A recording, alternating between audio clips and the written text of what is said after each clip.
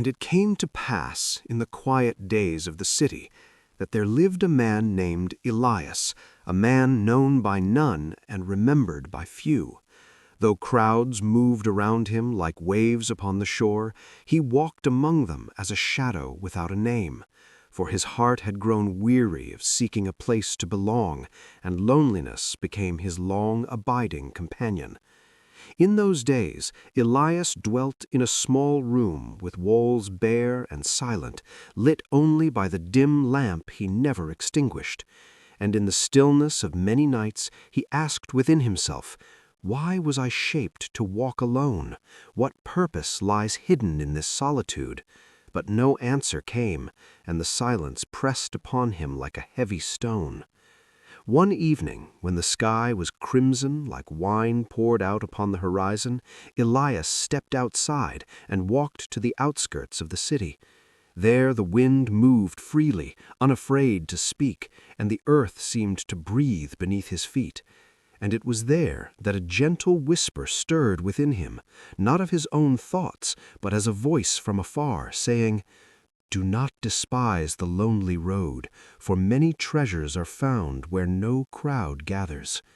Elias stood still, for the whisper struck his heart with both peace and wonder.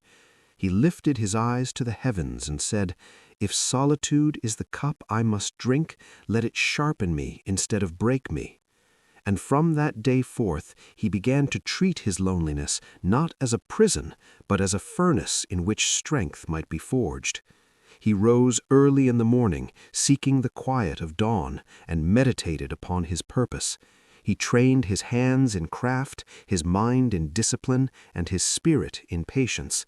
And though no one saw the work done in secret, the work itself shaped him.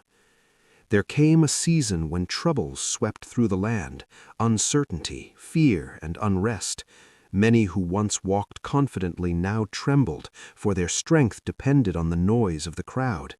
But Elias, who had learned to stand in silence, remained steadfast. And the people beheld him and said, "Who is this man who does not falter when others fall?" And he answered them, "I leaned upon the solitude you feared, and it became my teacher." So the people sought his guidance, for a calm spirit is a rare treasure in troubled times.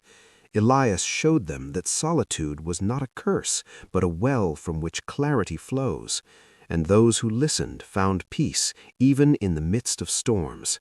In the passing of days, Elias became as a lantern in the night, not by boasting, nor by seeking praise, but by shining with the quiet strength he had cultivated alone. And many hearts were restored, because one man chose not to resist the lonely road, but to walk it with courage. Thus it was known throughout the land, the one who embraces solitude does not remain empty, for God fills the quiet heart with unseen strength.